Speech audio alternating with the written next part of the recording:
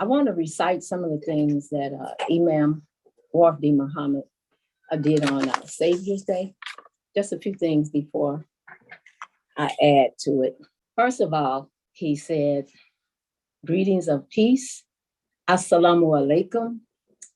First, we must thank God, Allah, in our religious language. His name is Allah, but all of you know he is the same Allah that's in the Bible, in the Torah, and in the Gospel or the Injil.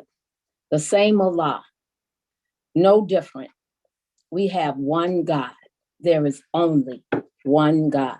Looking at the moral picture in our community life from this falling mind we're getting in our people up from slavery, we see them being affected by the spirit of this time and suffering from the corruption of spirit. To follow the commands is to march to understanding. March to understanding is a march to freedom, justice, and equality, living community. Who are we? The African American soul can tell us who we are. We are the Americans who were denied human community life. The biggest need in the soul is achievement for human community life. Live community, and every member has the opportunity to excel. Every member evolves. Every member gains and grows with a spirit with a sense of personal, shares in community wealth. Living community raises each member's sense of personal worth and sense of individual beauty.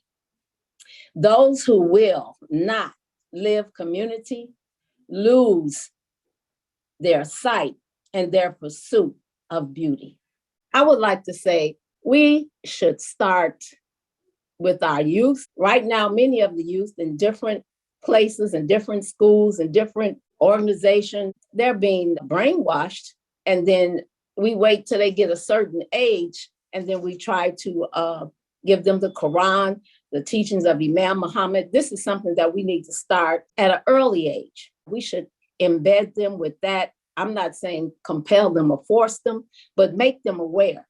Some of the students, they go to school, the children go to school, and they come back talking about history and different things that they learned in school. That is not the complete history, it's not the whole history. Some of it is not even the history. So we have a job to do. We need to teach them. We need to make them aware. If they can't get the understanding, how can they be a source of good community life? We're knocking them out. We have people in the community, I'll say in the neighborhood, I can't even say the community, that are gangbangers. They belong to this gang, that gang, and they're fighting each other, they're killing each other. So what we need to do, we need to start teaching the children. We need to give them the opportunity, because Allah made all of us with something good in our life, in our soul. We were born with that, and it's strong. Allah made it, so it has to be strong. So to keep that moving, to keep that going, we need to give the teachings of Imam Deen Muhammad. We need to put those books into their curriculum, and we need to get them to tell us, what does that mean to them? How do they put it into their life? How do they see it?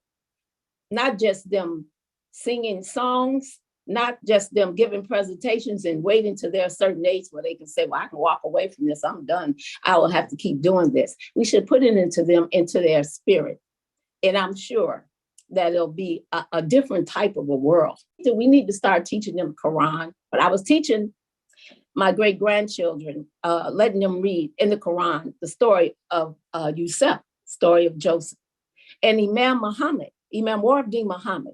I don't want to talk like I'm an expert or anything like that, but his translations are, so far for me, some of the best translations of the Quran. So after they read the story of Yusuf in the Quran, they started reading the story of Joseph that Imam Deen Muhammad had written, his book. And I asked them, tell me what it is you get from that. And they said, well, Imam said, if you can get away from the big things that give you trouble, then the smaller things won't even be a problem. And they were going back to when Prophet Joseph was tried to be seduced by the big woman. That's what Imam Mohammed called the big woman in Egypt. And he couldn't be seduced. So they were looking at that. And I was just asking them, compare that to other things in your life. If you can stop doing something big, then start looking at the little things that, you know, you can push that to the side. They also looked at the remembrance of Allah. The remembrance of Allah is the greatest thing without doubt. If you can remember Allah, then you know that you always have Allah with you. And you can't do something and think that you can get away with it because your mom or your grandmama don't see it, but Allah sees it. And how does that make you feel? Somebody that powerful that sees every grain of sand, should see their faces, every leaf that falls, sees everything. How does that make you feel? Don't you want to be doing with something great like Allah commands you to do? Oh, I think that getting them to see that they can make a good community, they're the future. If we can get them to be a part of this community, then I think we have a good future. And Allah is in charge, no matter how evil Shaitan is out there. Allah is in charge.